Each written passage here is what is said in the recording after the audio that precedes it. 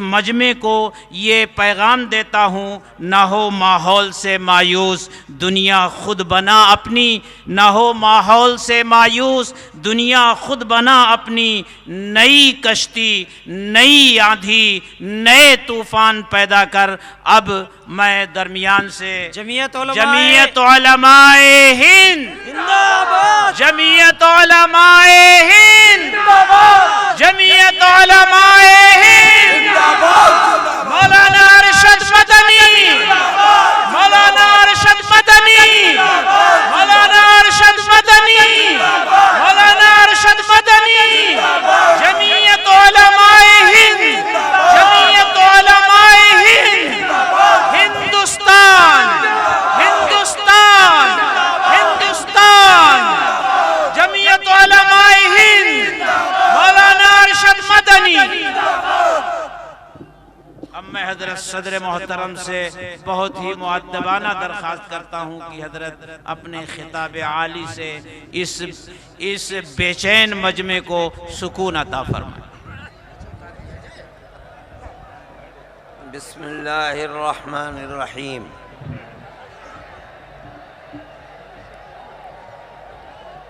الحمد للہ نحمده ونستعینه ونستغفره ونؤمن به ونتوکل علیہ ونعوذ باللہ من شرور انفسنا ومن سیئات اعمالنا، من يهده الله فلا مضل له ومن يضلله فلا هادي له، ونشهد أن لا إله إلا الله وحده لا شريك له، ونشهد أن سيدنا ومولانا محمدا عبده ورسوله،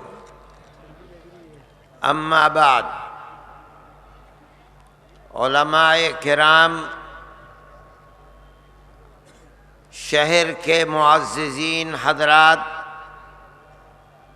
اور خاص طریقے پر صوبہ مہاراشٹر کے ہر گوشے سے آئے ہوئے بے شمار مہمانان کرام، آپ حضرات کا اس میدان میں اس صوبے کی جمعیت علماء کی طرف سے دعوت پر یہاں اتنی بڑی تعداد میں جمع ہو جانا،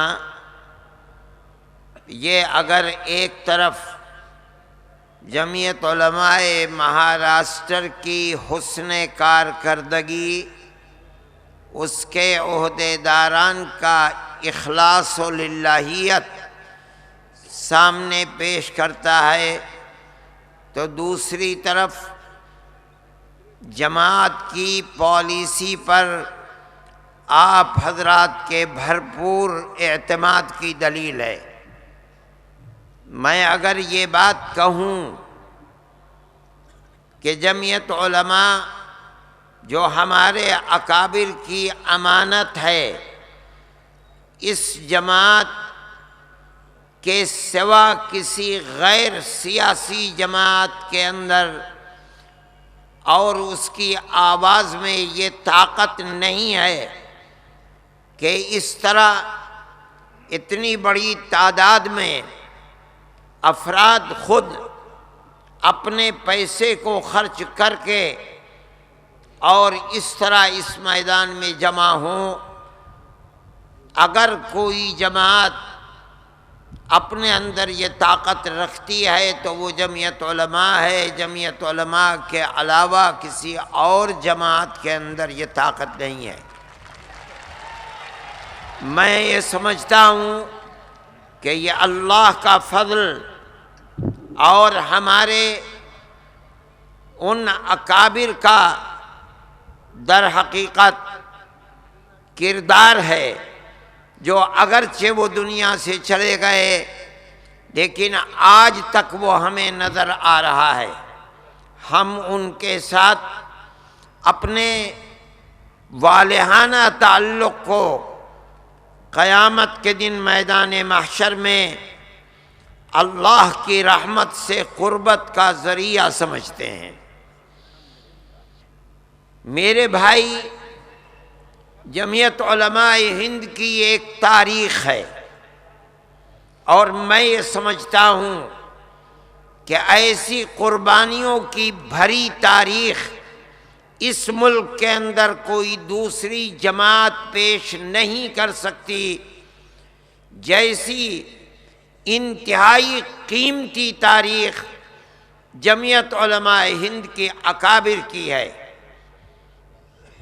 اس ملک کے اندر کانگریس، جو حقیقت یہ ہے کہ اس کی ایک تاریخ ہے اور اس نے اس ملک کی آزادی کے لیے کام کیے ہیں۔ گاندھی جی، جواہر لال نہرو، مولانا ابوالکلام آزاد اور ان کے ساتھیوں نے کام کیے ہیں، لیکن کانگریس کا وجود 1883 سے لے کر 1885 تک ہے۔ 1885 میں ان کا سب سے پہلا جلسہ دلی کے اندر ہوا ہے، لیکن وہ علماء جو اپنی ہتھیلی پر اپنا سر رکھ کر، سر سے کفن باندھ کر ملک کی آزادی کے لیے میدان میں کام کر رہے تھے، ان کی تاریخ کا سلسلہ 1803 سے شروع ہوتا ہے، جب حضرت شاہ عبدالعزیز صاحب محدث دہلوی رحمۃ اللہ علیہ نے یہ اعلان کیا تھا کہ آج ہمارا ملک استعمار اور انگریز کے غلامی کے اندر پہنچ گیا، اب اس ملک کو آزاد کرانا ہر عالم دین کا مذہبی فریضہ ہے۔ ان کا یہ اعلان 1803 کے اندر تھا، اور مسلمان اپنی تاریخ کو بھلا بیٹھا ہے۔ ان کے اوپر اس اعلان کی وجہ سے بڑے مظالم ہوئے، ان کو زہر دے دیا گیا، ان کی آنکھوں کی بینائی ختم ہو گئی، وہ نابینا ہو گئے، حالانکہ وہ ہندوستان ہی کے نہیں بلکہ عالم اسلام کا اگر یوں کہا جائے کہ بڑے سے بڑا عالم دین تھا تو اس میں مبالغہ نہیں ہوگا۔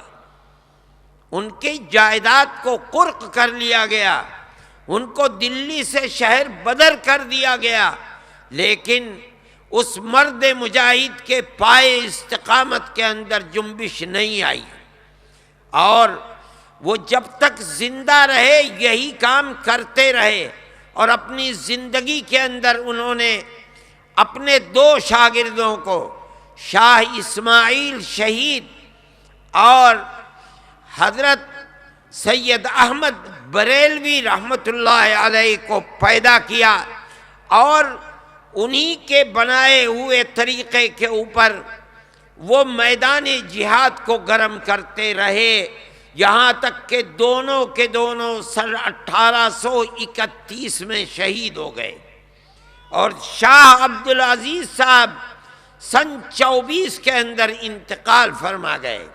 لیکن اس ملک کی آزادی کے لیے جہاد کے اس سلسلے کو اس مضبوطی کے ساتھ قائم کیا کہ جہاد کی جو آگ اور جو تپش پیدا کی گئی تھی وہ بجھنے نہیں پائی، یہاں تک کہ 150 سال کے بعد 1947 کے اندر ملک آزاد ہوا۔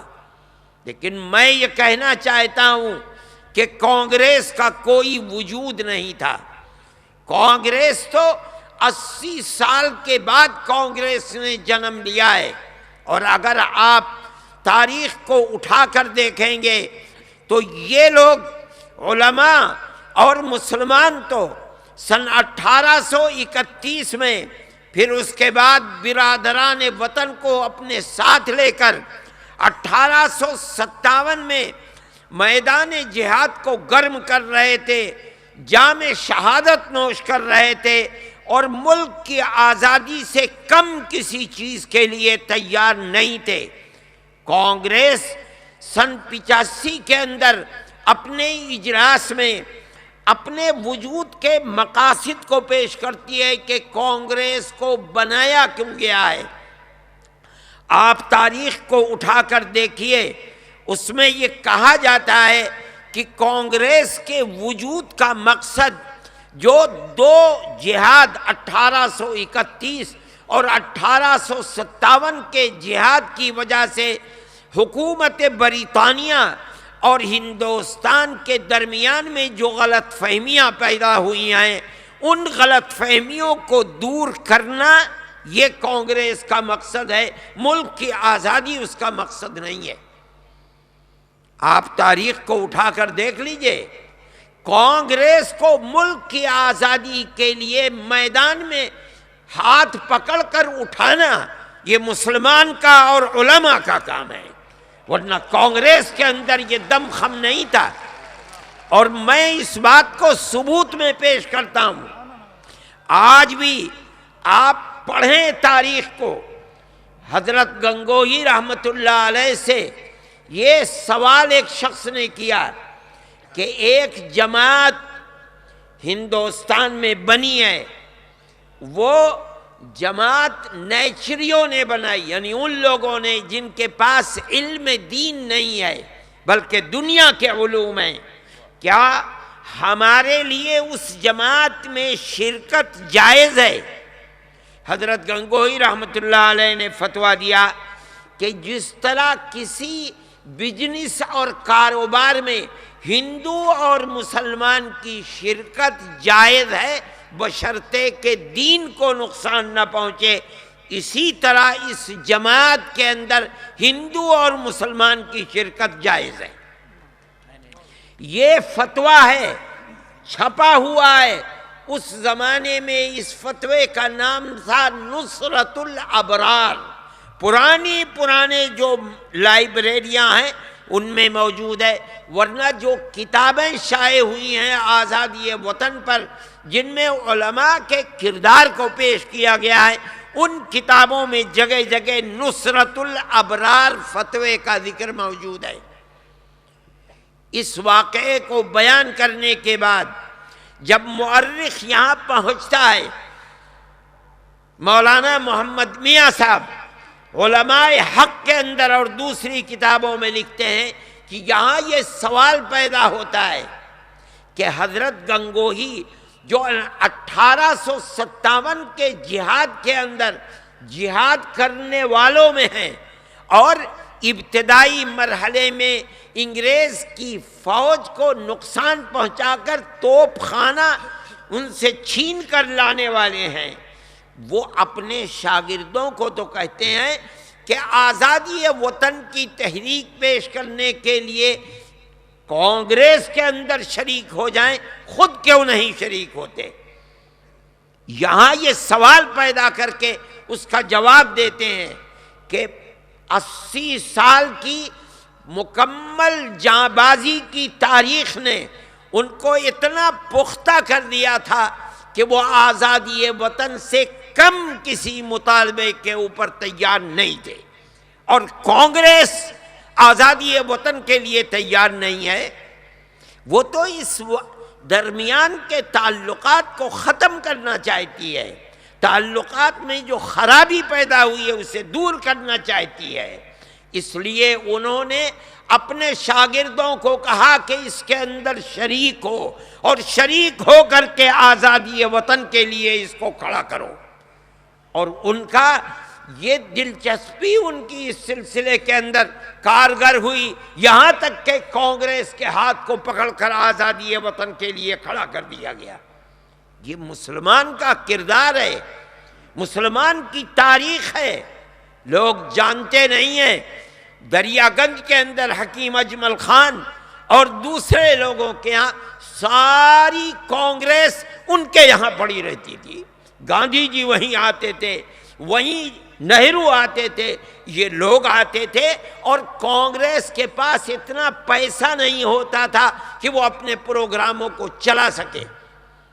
اس کا انتظار کیا جاتا تھا کہ حکیم اجمل خان صاحب کو کہیں کوئی بیمار ہو جائے نواب کے گھر میں اور نواب کے یہاں سے وزٹ آ جائے، بلانے کے لیے جائیں، تو وہاں جو نذرانہ ملے گا حکیم صاحب کو اس سے کانگریس چلائی جائے گی۔ یہ مسلمان کا کردار ہے، علماء کا کردار ہے۔ جمعیت علماء ہند، جمعیت علماء ہند، مولانا سید ارشد مدنی، مولانا سید ارشد مدنی، یہ ہندوستان کی تاریخ ہے۔ جمعیت علماء کا قافلہ چلتا رہا ملک کی آزادی کے لیے۔ پھر حضرت شیخ الہند رحمۃ اللہ علیہ، آپ میں ایک بہت بڑا طبقہ علماء کا ہے۔ حضرت شیخ الہند رحمۃ اللہ علیہ وہ انسان ہے جس کے آگ کے دل کے اندر آزادی وطن کی آگ جل رہی ہے۔ وہ آدمی اس ملک کے لیے جو کچھ کرتا رہا ہے، میں کہتا ہوں کہ کوئی اور لیڈر ملک کا یہ نہیں ثابت کر سکتا کہ ملک کی آزادی کے جرم میں انگریز کی جیل میں 7 سمندر پار، مالٹا کی جیل میں 3 سال 7 مہینے کی قید بامشقت کسی انسان نے گزاری ہو، اگر ہے تو وہ آپ کے استاد الاساتذہ شیخ الہند کی شخصیت ہے، جو اپنے 4 ساتھیوں کے ساتھ مالٹا کی جیل میں رہے۔ اور قصور کیا تھا؟ کوئی قصور نہیں تھا۔ ملک کی آزادی کے لیے کیوں تانے بانے بن رہے ہو؟ ابھی آپ محمود صاحب آئے، یہ محمود صاحب بھی جس خاندان کے چشم و چراغ ہیں، حکیم نصرت حسین صاحب ان کے آبا و اجداد کے اندر تھے، جو حضرت شیخ الہند رحمۃ اللہ علیہ کے ساتھ مالٹا کی جیل میں تھے، اور ان کے 4 شاگردوں میں وہی شخص تھے جن کا انتقال مالٹا کے اندر ہوا اور مالٹا ہی کی سرزمین میں مدفون ہے۔ یہ مسلمان کی تاریخ ہے، لیکن مسلمان نے بھلا دیا اپنی اس تاریخ کو۔ جو قوم اپنی اور اپنے بزرگوں کی تاریخ کو یاد نہیں رکھتی، وہ قوم کبھی اپنے لیے سیدھے راستے کو متعین نہیں کر سکتی۔ میں کہتا ہوں یہ حقیقت ہے کہ ملک کی آزادی کے بعد اس ملک کو کینسر لگ گیا، اور وہ کینسر تھا فرقہ پرستی کا کینسر، جس نے اس ملک سے مسلمان کی تاریخ کو مٹایا ہے، اور اس طرح مٹایا کہ آج مسلمان ہی اپنے باپ دادا کی تاریخ کو نہیں سمجھتا ہے۔ حضرت شاہ عبدالعزیز صاحب کے شاگرد جب جہاد کے لیے چلے ہیں تو ذکر آتا ہے تاریخ کے اندر کہ وہ گئے ہیں غازی پور تک، اور غازی پور کے اندر وہاں ایک نواب تھے فرزند علی خان، ان کے بارے میں آتا ہے کہ انہوں نے اس زمانے میں جب نوٹ نہیں چلتا تھا بلکہ چاندی کے سکے چلا کرتے تھے، 1 لاکھ چاندی کے سکے شاہ صاحب کو دیے تھے کہ یہ آزادی وطن کی جہاد کے لیے چندہ دیا جا رہا ہے۔ 1 لاکھ آج کے 50 کروڑ کے برابر۔ اور یہی نہیں، اپنا ایک جوان بیٹا دیا اور یہ کہا کہ میرے دل میں تمنا ہے کہ مولانا اس بیٹے کو لے جائیے، اور جس طرح حضرت ابراہیم نے اپنے ہاتھ سے حضرت اسماعیل کی گردن پر چھری چلائی تھی، اسی طرح میرے اس بیٹے کی گردن پر آزادی وطن کے جہاد میں چھری چلے۔ حضرت سید احمد شہید، حضرت سید احمد شہید، جمعیت علماء ہند، میرے بھائی، مولانا ارشد مدنی، جن تاریخ کی کتابوں میں جن لوگوں کا غازی پور کے جن لوگوں کی شہادت کا ذکر آتا ہے بالا کوٹ کے میدان میں سن 1831 میں، انہی شہداء کے اندر فرزند علی خان کے اس بیٹے کا بھی ذکر آتا ہے، وہ گیا اور شہید ہوا وہاں۔ کہاں ہے مسلمان کی تاریخ؟ آج مسلمان کی حالت کو آپ اس ملک کے اندر دیکھیں، ملک آزاد ہوا، جمعیت علماء ہند تاریخ موجود ہے لکھی ہوئی، آپ دیکھ لیں پاکستان سے 8 جلدوں کے اندر چھپی ہے، حضرت مدنی رحمت اللہ علیہ کی سیاسی ڈائری، حضرت نے اس کے اندر لکھا ہے، اور وہ سب چیزیں موجود ہیں کہ جیسے جیسے آزادی قریب آتی ہے، جمعیت علماء ہند گاندھی جی سے، موتی لال نہرو سے اور دوسرے بڑے بڑے لیڈروں سے لکھ لکھ کر کے، صدر تھے مفتی کفایت اللہ صاحب رحمۃ اللہ علیہ، برابر عہد و پیمان لیتی چلتی ہے، ملک جب آزاد ہوگا تو ملک ہندو اسٹیٹ نہیں بنے گا، ملک کا نظام حکومت جمہوری ہوگا۔ اور جمعیت علماء ہند کی اس تحریک پر کانگریس اپنی ورکنگ کمیٹیوں کے اندر برابر جمعیت علماء کو خطاب کرتی چلتی ہے کہ ملک کا دستور مکمل سیکولر دستور ہوگا۔ ملک آزاد ہو گیا، آزاد ہوا، ہم کہتے ہیں ہماری بدقسمتی، ملک کی بدقسمتی کہ فرقہ پرستی کی نظر ہو کر کے ملک تقسیم ہو گیا۔ ملک تقسیم ہوا، ایک طاقت ابھری، میں نام لوں گا تو فتنہ کھڑا ہوگا، جسے دیکھنا ہے مولانا آزاد کی کتاب کو دیکھے۔ جس طاقت نے ابھر کر یہ چاہا کہ ملک کا نظام سیکولر نظام نہ بنے، بلکہ ملک کا نظام ہندو اسٹیٹ کی طریقے پر آئے۔ جمعیت علماء ہند تنہا وہ جماعت تھی جو پکڑ کر بیٹھ گئی۔ آپ نے ہم سے وعدے کیے، اگر آپ کی آزادی کی تاریخ 60-70 سال کے اوپر ہے تو ہماری آزادی وطن کی جہاد کی تاریخ 150 سال آتا ہے۔ جمعیت علماء ہند، آپ نے جمعیت علماء ہند، جمعیت علماء ہند، آپ نے جمعیت علماء ہند، آپ نے ہم سے مولانا ارشد مدنی، آپ نے ہم سے وعدے کیے تھے، مدنی، آپ نے ہم سے وعدے کیے تھے کہ ملک آزاد ہوگا تو ملک کا دستور سیکولر دستور ہوگا۔ آپ بنائیے جو آپ نے ہم سے وعدے کیے ہیں۔ جمعیت علماء ہند کے اکابر کا اتنا مضبوط موقف تھا کہ گاندھی جی نے جان دے دی، مگر جو وعدے کیے تھے ان سے نہیں پھرے، اور ملک کا دستور سیکولر دستور بن گیا۔ ملک کا سیکولر دستور بننا یہ جمعیت علماء کی بالکل بنیادی ملک کی خدمت ہے۔ اگر ملک کا دستور سیکولر دستور نہ ہوتا تو یہ ملک کب کا تباہ ہو چکا ہوتا، یہ جوان نہیں ہو سکتا تھا، آج کے یہ حالات پیدا نہیں ہو سکتے تھے۔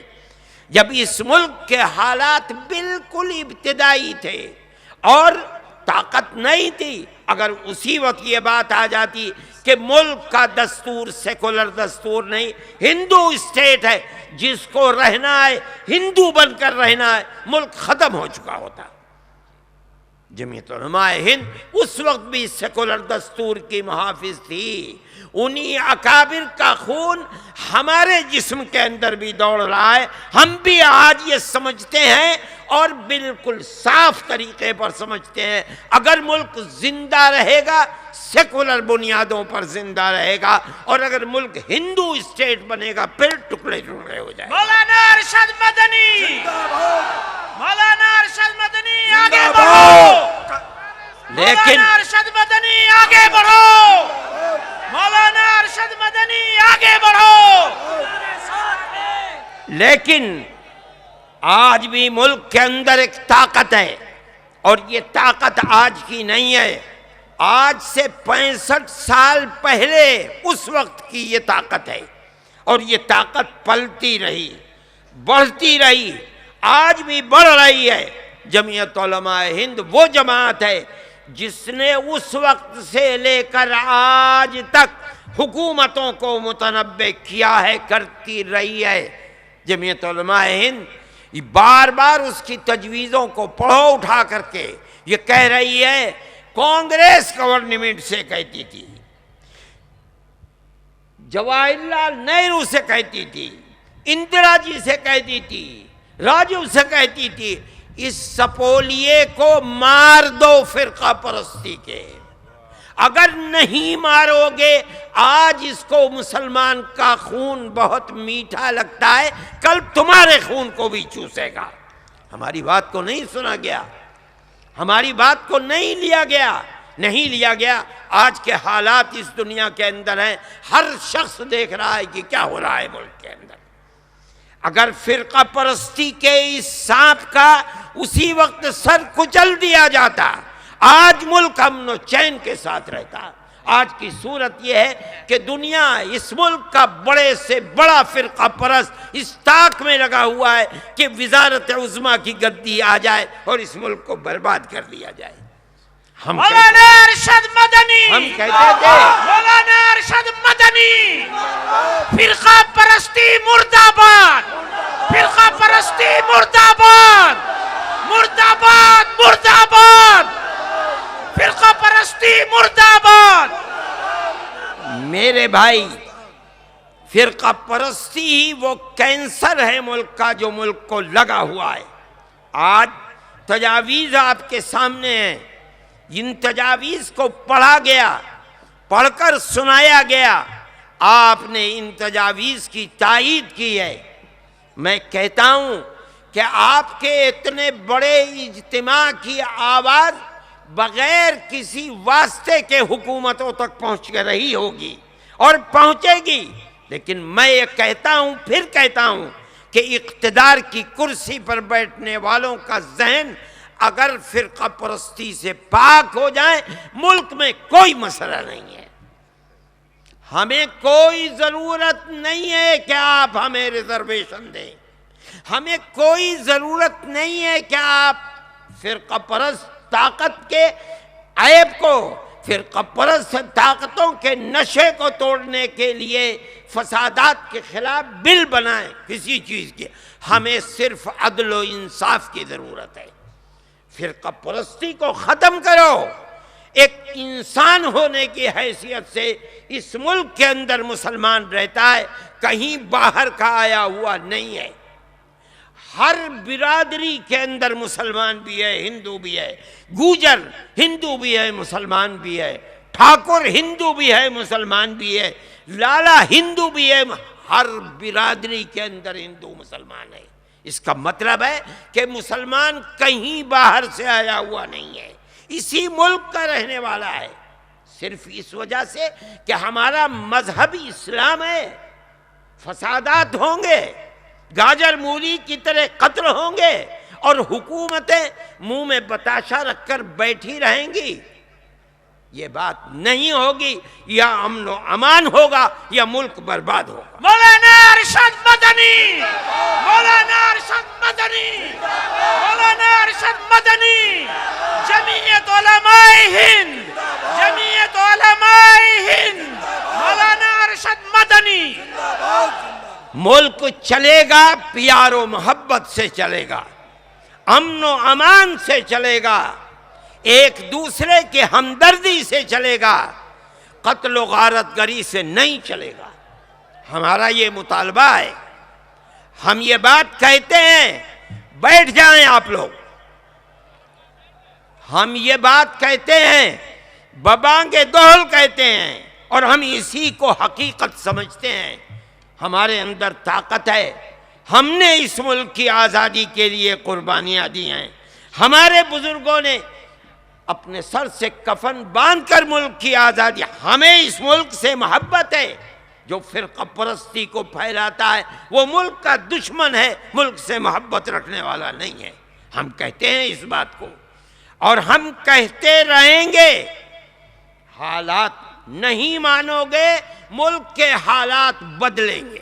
جمعیت علماء تو کام کرتی ہے، ہمارا کام ہے کہ ہم کام کرتے رہیں، ہم فرقہ پرستی کی بنیاد پر کام نہیں کرتے۔ ہمارا کام جہاں کہیں بھی مشکل اور مصیبت میں ہوتی ہے دنیا، ہم کام کرتے ہیں ہندو مسلم کی بنیاد پر نہیں۔ 3 سال پہلے بنگال کے اندر سمندری طوفان آ گیا، اور گھس کے آبادیوں کے اندر ساری زمین شور ہو گئی، نمکین ہو گئی، ساری چاول کی کھیتی برباد ہو گئی، مکانات اجڑ گئے۔ ہم نے جا کر کے کام کیا اور 3 مہینے تک ہم کام کرتے رہے۔ ہمارے ایک ایک کیمپ کے اندر 2700 آدمی